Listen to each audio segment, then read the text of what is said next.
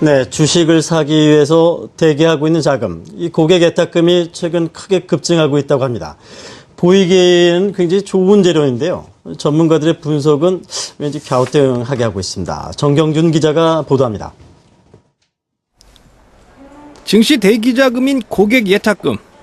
주식을 사기 위해 현금으로 증권 계좌에 넣어둔 돈인데 최근 그 규모가 증가하고 있습니다. 지난 8일 기준으로 고객 예탁금 규모는 15조 8천억 원.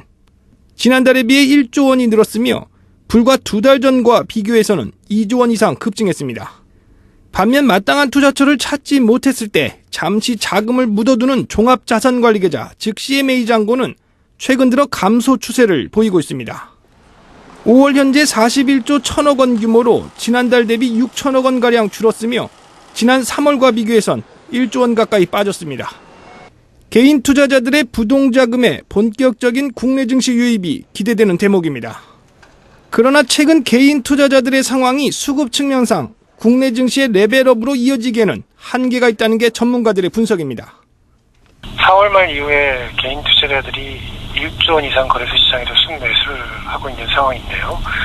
지금 현재 외국인들이 매도로서라도 기관 또한 매수력이 좀 제한적인 상황에서 개인 투자자 같은 경우는 최근 있었던 IPO라든지 이런 부동자금이 많은 상황에서 증시에서 이제 저가 매수를 노리는 전략을 택하고 있는 것으로 보이고요.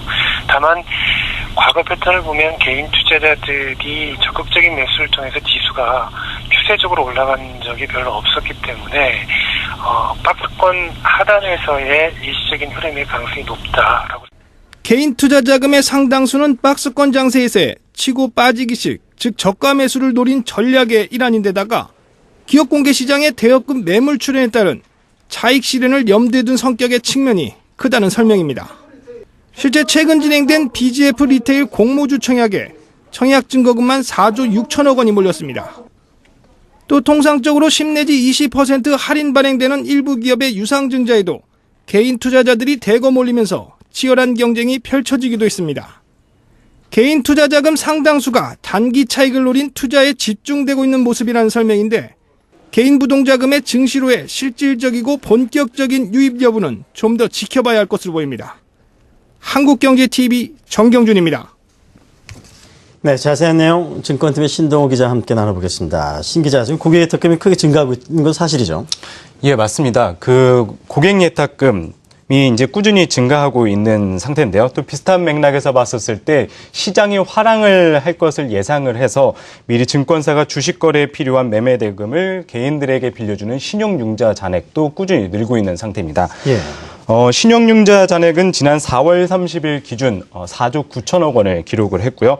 이는 지난해 6월 25일 이후 최고치를 기록한 것입니다. 올해 들어 신용융자 잔액은 코스피와 코스닥에서 각각 3천억 원, 5천억 원 증가한 기록을 했고요. 여기에 개인이 보유 주식을 담보로 증권사나 저축은행에서 대출을 받는 주식담보대출도 연일 사상 최고치를 경신하고 있습니다. 지난달 말 기준으로 했을 때 주식담보대출 금액을 의미하는 예탁증권 담보융자는 8조 5,900원으로 역대 최고치를 기록을 했고 이는 지난해 말 7조 7,500억 원보다 약 10% 늘어난 수치입니다. 결국 이러한 증가된 수치를 지켜봤었을 때 개인 투자자들의 투자 심리가 회복 조짐을 보이고 있다는 것입니다. 예. 회복에 대한 어떤 투자 회복에 대한 심리가 회복되고 있다고 말씀해 주셨는데 실질적으로 앞서 전문가들이 얘기할 때는 아직까지 본격적인 기대를 하기엔 다소 좀 이르다는 표현도 있었습니다. 어떤 점 때문에 지금 주식시장으로 본격적인 유입 기대하기가 어렵다는 것이죠? 예, 맞습니다. 고객 예탁금이 늘고는 있지만은 이것이 그대로 국내 증시에 유입될 것이라는 이야기는 아닌데요. 시장에서는 부동자금이 늘고는 있지만 이것이 국내 증시로 그대로 유입될 것이라는 것에는 한계가 있다는 분석입니다. 아직은 박스권 장세에서 저가 매수를 노리고 있다는 분석이 대부분 의견이고요. 그렇다면 이러한 자금이 어디로 가느냐? 단지 최근 일고 있는 IPO 시장에 관심이 높아지면서 이벤트성 자금에 쏠리는 현상이 많다고 이야기를 하고 있습니다.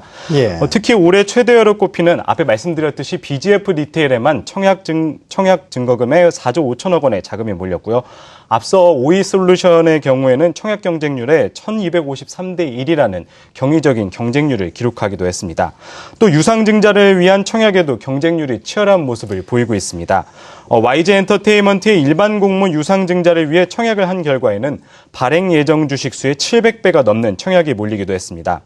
이처럼 시중 자금들이 증시로의 유입보다는 단기 이벤트성 자금에 몰리고 있다는 것을 방증하고 있습니다. 돈은 들어오고 있는데 이게 실질적으로 시장 내에서 주식을 사는 자금이 아니라 좀 유상증자나 그다음에 IPO 쪽에 단기 이벤트성에 좀 자금이 몰려 있다고 지금 말씀해 주는데 그렇다면 실질적으로 주식시장으로 자금이 유입되기 위해서 어떤 뒷받침이 필요할까요?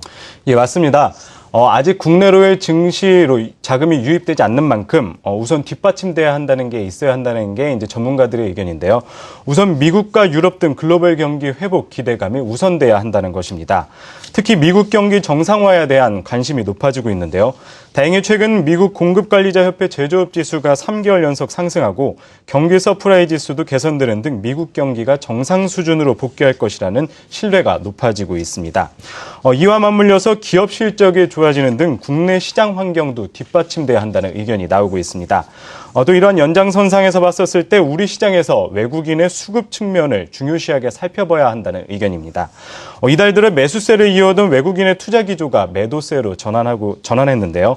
오늘도 외국인이 순매수로 장을 시작했지만 순매도로 전환하며 8일 연속 팔자세를 보이고 있습니다.